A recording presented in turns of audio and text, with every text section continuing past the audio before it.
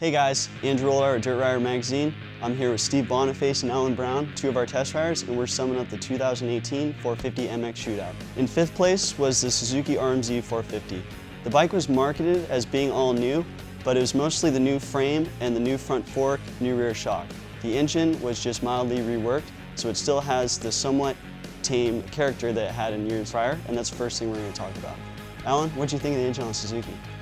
I spent a lot of time looking at the new Suzuki, and they try to tell us a lot about how it's new, but the engine I don't think is quite as new as their marketing. The head is redesigned, but the case is the crank, the transmission, the clutch. It's all basically the same. It's improved over the previous model, but I don't think they made maybe as big a step as they could have with the new bike and the new engine in particular. Well, I felt like the power was a little flat compared to the other bike.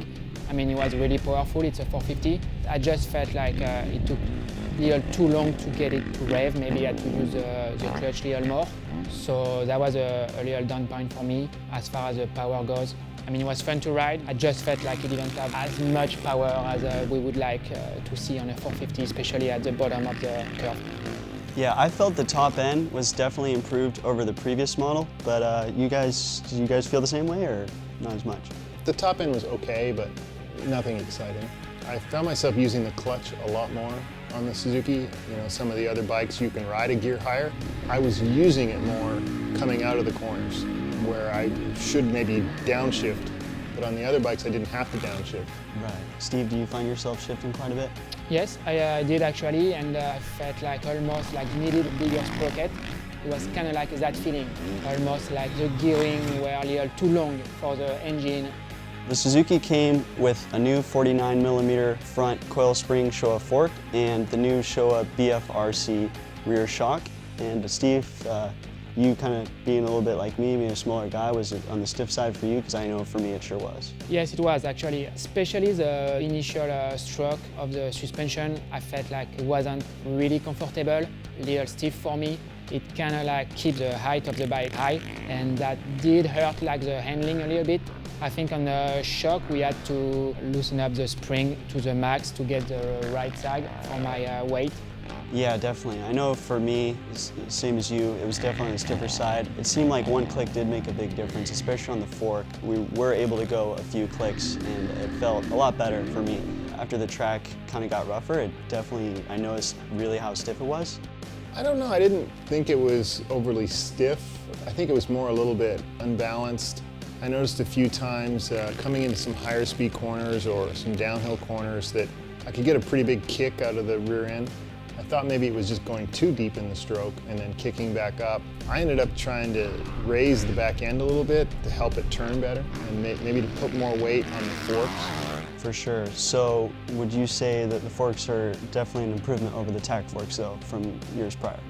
For sure, I would say the forks are an improvement over the setting that they had with the tack forks. The tack forks, to me, I felt were incredibly harsh. You felt every single bump or every single rock out there, and it was just really uncomfortable to ride. Definitely. And then the rear shock, do you feel that was better? I mean, all new shock, first time it's come on a production bike. That was something that was really exciting. I was looking forward to riding that on the tracks a little bit more, and it is an all-new shock. It's an all-new design for dirt bikes. They've been on the Suzuki street bikes for a while, so it's not brand new, but it's brand new to dirt bikes, and I think they've got a few things to work out on it. I think it has a lot of potential, but it's just not quite there yet. I didn't feel like it was like terribly bad or like not to my liking. I just felt like it was just a little too stiff for me, and I had a hard time to get a good feel and to really like have 100% confidence in the bike. So it was definitely like a challenge to get the bike handling like I really wanted to. So moving on to handling, this was the part of the Suzuki that was essentially all new with the new frame. It's got some new bodywork as well.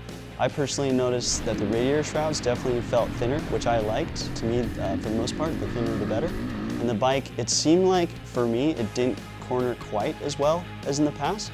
Still very good, but not that super intuitive feeling that it had. However, I did notice a bit better straight line stability. Steve, what are your thoughts? Do you agree? First, I really love the look of the bike. That blue-yellow combo, I really like it. It looked really good. As far as like handling on the track, I kind of really so-so feel with the front end of the bike. Maybe because of the suspension being a little stiff for me. I felt like the bike wasn't really like setting like good coming into the corner. So I think again like maybe my lightweight didn't help the bike like handling like it should have handled.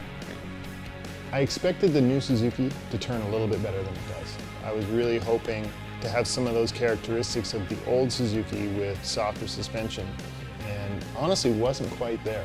I think it's close, but could corner a little bit better. The ergonomics of the bike, I like the seat, I like the handlebar position, how narrow it feels. All of that stuff is super, super comfortable on the Suzuki. So that wraps up for the Suzuki RM-Z450, finishing in 5th place. Check back to dirtrider.com to see how the rest of the bikes finished in our 2018 450 MX Shootout.